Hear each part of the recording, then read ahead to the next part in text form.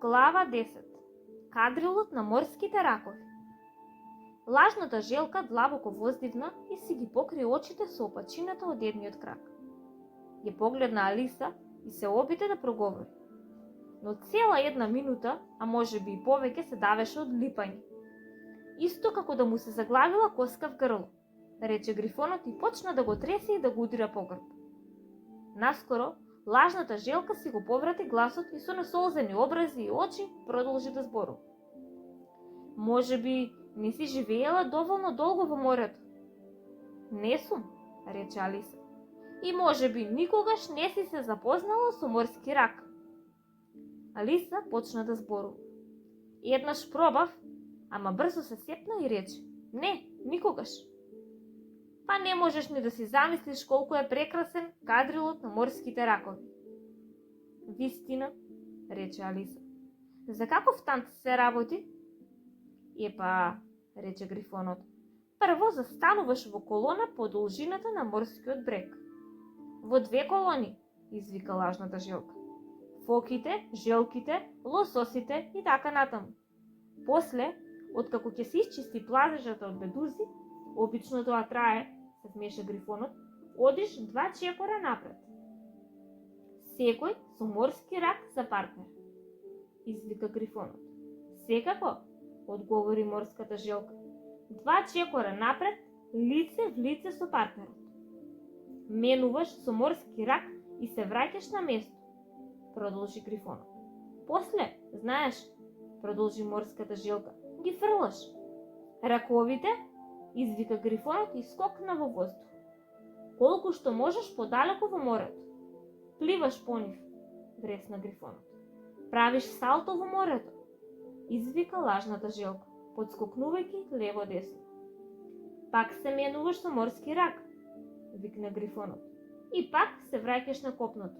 И тоа е само првиот дел, рече лажната желка. Со одеднаш стушен глас, двете суштества што досега лудо скокаа наоколу, сега повторно седнаа на земјата, тажни и молчаливи. Мора да е многу убав танц, рече Алиса со кроток глас.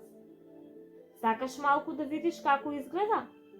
Рече лажната желка. Многу би сакала, рече Алиса. Ајде да ја пробаме првата фигура. Желката му рече на Грифонот. Можеме и без раковите, нели? А кој ќе пее?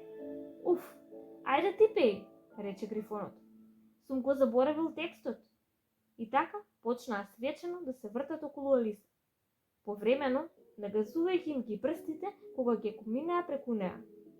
Ритам држа со тоа што мафтаа со шепите, а лажната желка бавно и жаловно го пееше следното. На положокот белата риба му вели: побрзај малце, една скуша ме следи. Гледај како раковите се стројат за час, чекаат на брегот, па играј со нас. Дојди, одојди и заиграј со нас. Дојди, дојди и заиграј со нас. Не можеш да замислиш колку е фино, кога во воздухот не фрлаат во морето сино. Превисоко е тоа, рече полживот без глас. Рибо бела фала, но не играм со вас. Не доаѓам да играм јас со вас. Не доаѓам да играм јас со вас. Не е многу високо, рибата му врати. Просторот над морето пак долу ќе те прати. А водата е мека, ќе чуеш едно пљас. Не плаши се, полжево и играј и ти со нас. Дојди, одојди и заиграј со нас. Дојди, одојди и заиграј со нас. Благодарам. Навистина е многу интересен овој танц, рече Алиса. Среќна што тој конечно заврши, а и навистина ми се допадна песната за белата риба. А кога сме кај белата риба, рече лажната желка, ти си ги видела, нели? Да, рече Алиса. Често ги гледам на руч. Брзо се сепна и застана. Не знам каде е тоа руч, рече лажната желка, но ако често ги гледаш, сигурно знаеш какви се. Мислам дека знам, одговори Алиса и се замисли. Опашките им се в уста и посипани се со трошки.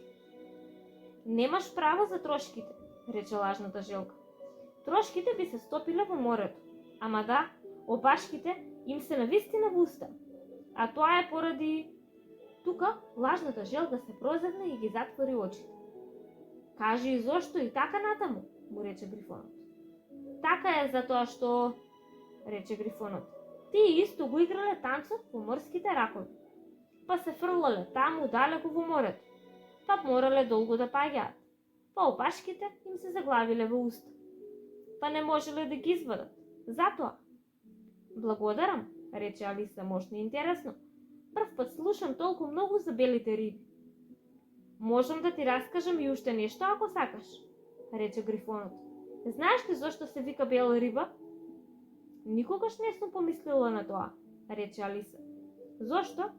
Затоа што служи за светкање чизми и чевли, рече многу сериозно Грифонот. Алиса сосема се збуни. За чизми и чевли, повтори зачудено. Па, ти како си ги светкаш чизмите и чевлите? Праша Грифонот. Мислам, со што ги чистиш? Алиса си ги погледна и подразмисли пред да одговори. Со рибање, со црна боја. Чизмите и чевлите под морето, рече Грифонот со длабок глас, се рибаат со бела боја. Од таму бела риба. Сега ти е јасно. А од што се направени тие чизми и чевли? Праша љубопитно Алиса. Од рибина кожа и црвци, нормално. Одговори натрпеливо Грифонот. Зелена си која алга. Јас да бев белата риба, рече Алиса, која се уште си мислеше на песничката, ки речев на скушата. Оди си те молам, не ни требаш овде. Морале да ја носат со себе, рече лажната желка. Ние на риба никаде не оди без скуша. Навистина? Рече Алиса мощно изненадано.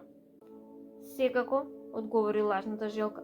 Мене да ми дојдеше некоја риба што оди на пат, ки речев. Имаш душа?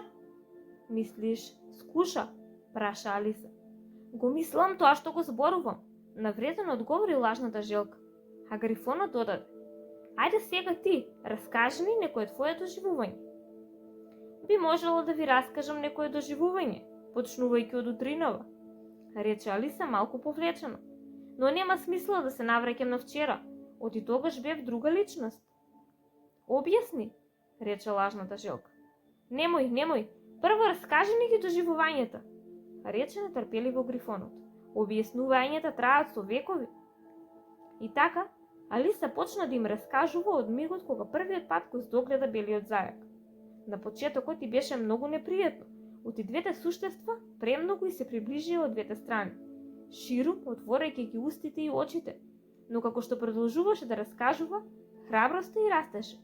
Слушателите сосредоточено ги следеа нејзините зборови и молчеа сето дека таа не стигна до делот кога на гасеницата ја рецитираше песничката "Ти си стар, татко Вилијам", и како зборовите испаднале погрешни, пошто лажната желка зеде длабок здив и рече: "Ова е многу чудно. Од чудно почудно", рече Грифонот. Се испаднало поинаку. Лажната желка замислено ги повторуваше зборовите на Алиса. Би сакал да ја слушнам сега да изрецитира нешто. Кажи и да почне. Го погледна Грифонот, не баре тој има некој авторитет врз Алиса. Стани и изрецитира ја мрзливиот човек, поспано рече и нареди Грифонот. Колку потајно наредуваат овие суштества и колку те тераат да рецитираш, си помисли Алиса. Исто како да сум на училиште. Сепак, стана и почна да ја рецитира, но главата ѝ беше толку полна со кадрилот на морските ракови, што и самата не разбираше што кажува. На крајот, зборовите испаднаа многу чудни. Морскиот рак громогласно рече: "Дајте ми шеќер, многу сум печен." Кократката на клунот тој мустек си трти и прстите нанадвор нежно ги врти. Штом брегот е сув, тој смел и орен, најкулата дрско и остро избори. Но штом плимата дојде, тој менува стас, па шепка со плашлив и шумолив глас. Ова е различно од тоа што го рецитирав јас како дете, рече Грифонот. Јас прв пат ја слушам, рече лажната желка. Звучеше како чиста безмислица. Алиса молчеше, седеше и со рацете си ги држеше лицето, прашувајќи се дали некогаш работите повторно ќе се одвиваат по природен тек. Би сакала да добијам објаснување, рече лажната желка. Не може да го објасни. Избрза да одговорат заедно со Грифонот. Продолжи со следната строфа. Ама што е со прстите? Настојуваше лажната желка. Зошто ги врти на надвор? Тоа е првата позиција во балет, рече Алиса, но бидејќи беше ужасно збуната, многу сакаше да ја смени темата. Продолжи со следната строфа. Повторно нетреполиво со грифонот, почнува вградина бујна, иако беше сигурно дека пак ќе излезе се погрешно. Алиса не се осмелуваше да не го послуша и така продолжи да рецитира со треперливо гласче.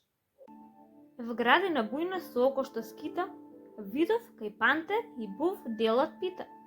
Пантерот зеде и заире и крајче, а бувот едва и да проба и залче. Штом питата сврши, бувот во рака со лажица празна остана клапнат, а пантерот за нож и вилјушка запна. Со голема сласт бувот го: "Зошто воопшто рецитираш вакви работи?" Ја прекина лажната желка. "Ако немаш намера да ги објасниш." "Никогаш не сум бил олку збунет." "Да, мислам дека ти е време да престанеш," рече грифонот, од што на Алиса и олесна. "Дали ќе пробаме уште една фигура од кадрилот на морските ракови?" предложи грифонот. "Или сакаш лажната желка да ти испее некоја песничка?" "Ах, ако може песничка, ако не и пречи на лажната желка." Алиса одговори со толку возбуден глас, што грифонот навредено забележа. За вкусовите не се расправа. Испеј и е желкина супа, стари." Лажната желка длабоко воздивна и почна со испрекинат глас од липење да ја пее следната песничка. "Прекрасна супо, зелена и масна, супо за сечија уста сласна. Кој не би умрел за ваков деликатес, кој не би ја голтнал оваа супа на екс. Прекрасна супо, супо моја, о прекрасна супо. Прекрасупо, прекрасна супо. Супо моја, о прекрасна супо. Прекрасна супо неќам јас месо, риба, компир или некакво тесто. Кој не би дал се што му е в джеп, зачинија зелена супа без леп. Зачинија зелена супа без леп, прекрасна супо, прекрасна супо, супо моја, о прекрасна супо." "Ајде пак рефренот," викна грифонот, но што млажната желка пак почна да го пее, од далечината се слушна извик. "Почнува судењето." "Ајде," викна грифонот, ја фати Алиса за рака и брзо ја поведе со себе, без да го чека крајот од песничката. "Какво судење?" Алиса задишано го праша грифонот додека трча, но тој само одговори со едно: "Ајде," и потрча уште побрзо, додека ветрот од заднив не ги носеше жалновите зборови, што се побавно и послабо се слушаа. "Супо моја, о прекрасна супо."